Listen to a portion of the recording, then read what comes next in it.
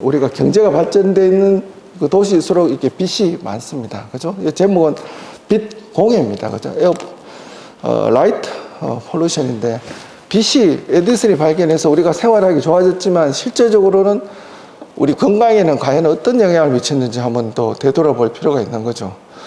그래서 이게 가장 문제가 되는 게 이제 시프트 워크, 교대 근무할 때 이렇게 수면에 대한 문제들이 생기게 된다는 이야기죠. 그래서 아까 말씀드린 항상성과 주기성을 다른 식으로 그림으로 표현했는데, 여기 보시면은 깨어있는 시간이 길어질수록 항상성이 높아지겠죠. 그죠? 서카디안하고 같이 합쳐져서 저녁 때 되면 잠을 취하게 되고, 아침에 일어나면 항상성 문제는 하고 해결이 돼서 각성과 수면 주기가 반복된다는 것을 그림으로 보였는데, 이게 안 맞는 거죠. 근무 시간이 밤에 일을 하게 되니까 자야 될 신체적인 상태에서 못 자고 일을 하게 됨으로써 우리가 힘이 들게 되는 게 서카디안 리듬 슬립 디소더가 되겠습니다. 그래서 의학적으로 우리 진단 기준을 보면은 이런 근무 스케줄과 관련돼서 잠이 오지 않거나 잠이 너무 많이 와야 되고, 이런 것이 3개월 이상 지속돼야 되고, 14일 이상 우리가 그 슬립 로그나 활동량 측정기를 통해서 볼 때 이런 수면에 문제가 있는 걸 확인이 돼야 되고, 이게 다른 원인에 의해서 수면에 문제가 있는 게 아니라 그런 것을 확인되면은 교대 근무 서카디안 리듬 슬립 디소더로 이야기할 수 있습니다. 근데 이제 교대 근무 스케줄은 여러 가지 형태가 있지 않습니까? 그죠? 그래서 뭐 주간, 야간 완전히 로테이션도 있고, 뭐 이렇게 교차적으로 하는 것도 있고 있는데, 이러한 서카디안 슬립 디소더는 다 생기는 건 아니고, 어떤 분들은 또 적응을 또 잘 하시는 분도 있죠. 그래서 이게 적응하지 못하고 계속 힘들어 하게 될 때 교대 근무 수면 장애가 될 수 있는 거죠. 이거 병리적인 특성은 미스얼라이먼트입니다. 뭐하고 안 맞느냐 하면은 엔도제니스한 신체적인 리듬과 환경적인 리듬이 안 맞는 거죠. 그래서 잠에만 문제가 있는 게 아니고 실질적으로 모든 장기에 다 문제가 생기는 겁니다. 그래서 이게 자꾸 거꾸로 넘어가네. 정상은 잠이 많이 오거나 못 자거나 힘이 없거나 집중이 안 되거나 머리가 아프거나 무드가 안 좋거나 예민해지거나 짜증스럽고 막 그렇게 되는 거고, 그렇게 되면 일할 때도 사고가 잘 생기죠. 그죠? 그렇게 자꾸 이렇게 미스매치 되거나 미스테이크, 실수가 자꾸 생기고 병가가 전가되게 되고 사고가 나기 쉽고, 이걸 또 극복하기 위해서 약 같은 걸 자꾸 먹게 되고 술이나 이렇게 대체하게 된다는 이야기죠.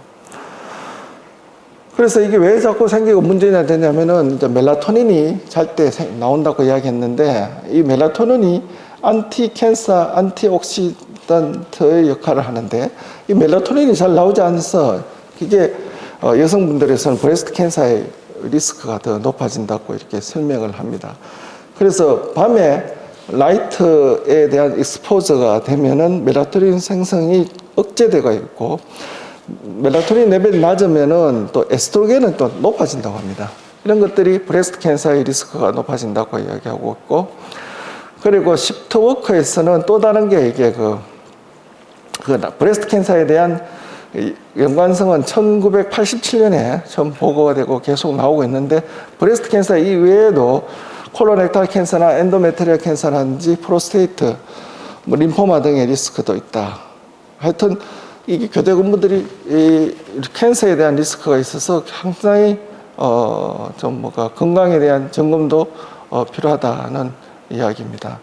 그래서 그 기존은 멜라토닌 감소 이외에는 또 하나 스트레스 호르몬인 글루코코티코이드가 좀 더 높다는 이야기죠.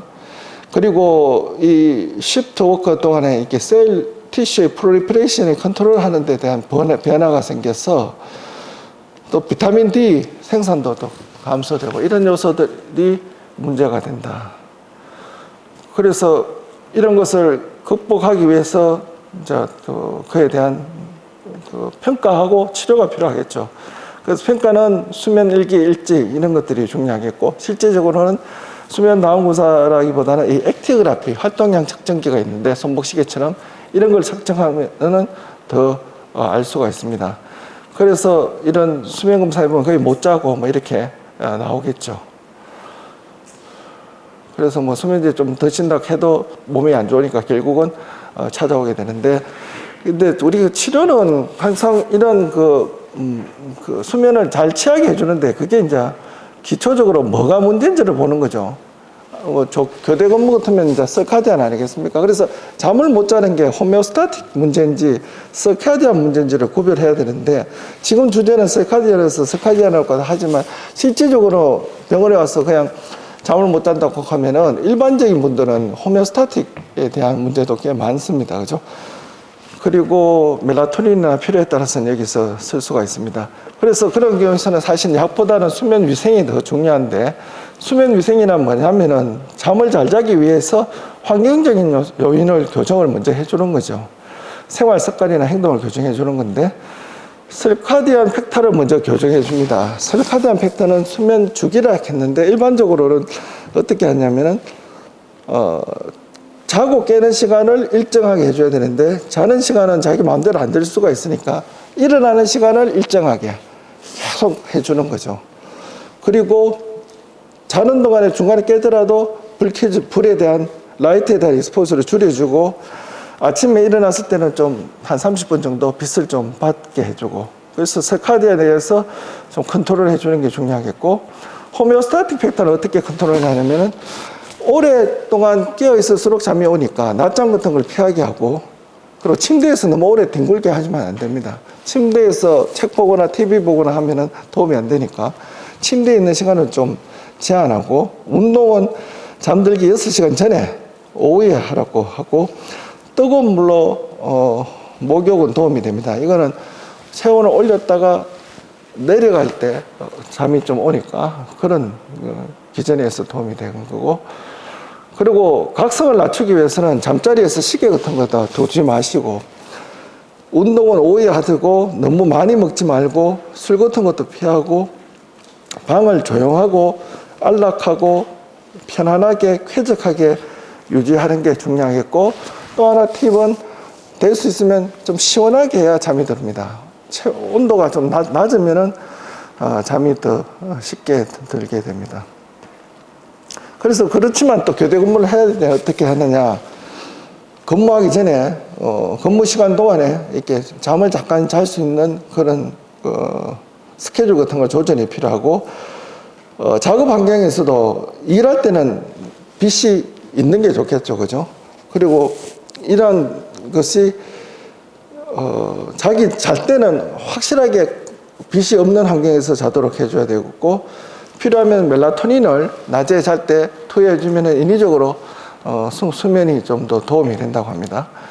그 수면제 같은 거를 많이 사용하기도 하는데, 사실은 수면제 잘못 쓰면은 그 다음날 근무 시간까지 영향을 주면 안 되니까 조심해야 되고, 또 잠을 깨우는 약, 여기 나오는 모다필린이나 카페인 같은 거를 복용해서 도움을 좀 받기도 합니다. 그래서 이게 빛치료인데, 빛을 이렇게 인위적으로 쬐어주면은 수면 주기가 당기든지 밀리든지 그 시간에 따라서 그렇게 조절할 수가 있는 치료 방법이 있습니다.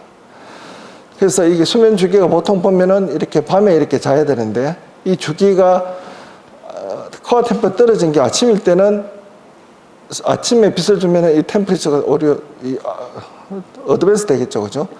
그리고 이게 또 너무 당겨질 때는 저녁에 빛을 주면은 좀 늦게 잘 수 있게 되고, 그래서 이 광치료를 해서 수면 주기를 좀 조절해 주는 그런 방법이 있고, 인지행동 치료는 수면에 관련된 이런 자극 조절이라든지 수면 제한, 이완, 인지 이런 것들을 다 통해서 잠의 질을 높여주는 치료를 저희들이 환자들한테 해드리고 있습니다.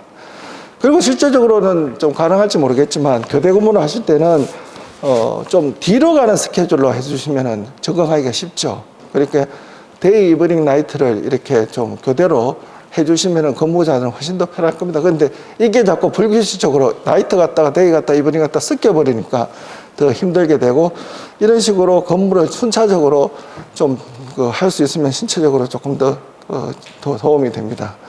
그래서 이런 것들을 좀 요약해서 말씀드리면은, 낮에는 햇볕을 좀 많이 쬐어주는 쪽으로 해서 수면의 깊이를 높여줘야 되고, 밤에 야간 근무 끝나고 아침에 귀가하실 때는 이게 햇볕을 보고 집에 가면 잘 안 옵니다. 그죠? 그래서 사실은 선글라스 같은 거 확실히 좀 빛을 차단해서 착용하는 게 좋겠고, 그리고 집에 가서 잘 때는 암막 커튼 있잖아요. 그거를 좀 쓰고, 그래서 요즘은 그 밤에도 마찬가지입니다. TV 켜놓고 자면은 뇌가 숙면이 안 된다고 뭐 요즘 연구도 많잖아. 그죠? 자율신경도 증가되고.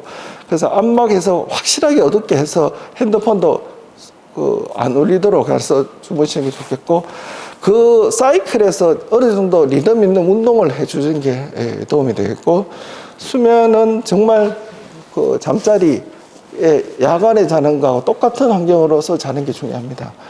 절대 뭐 가족들 방해 못하게 아침에 와서 하고, 술이라든지 이런 거는 결국은 또 잠을 방해하니까 먹지 않는 게 좋겠고,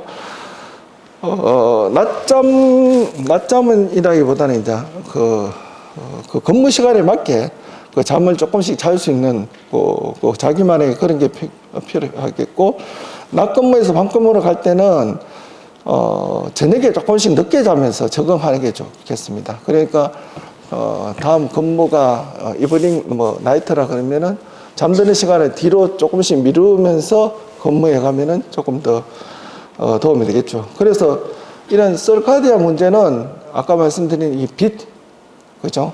빛이 가장 중요하고, 생체 호르몬은 이게 멜라토닌이니까 이 두 가지를 가지고 본인이 조금 더 적절하게 노출하고 먹고 조절하면은 그래도 근무하는데 조금 더 도움이 될 것 같습니다.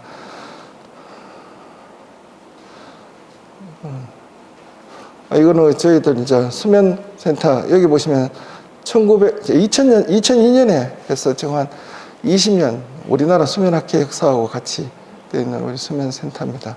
그리고 홈페이지도 있고 여러 번 설문지 있고, 요거는 우리 그 3월 16일 날 우리 세계 수면의 날 헬스조선 기사도 이렇게 소개시켜 드렸습니다. 그래서 하여튼 잠 때문에 고생하는 분들 상당히 많으실 거고, 뭐 개인적으로 해결하시는 분도 있고, 또 저희들 진료실 찾아오시는 분도 있는데, 이런 팁을 생각하시면서 조금 활용해 보시면 도움이 될 것 같아서 이렇게 강의를 준비했습니다. 네, 감사합니다.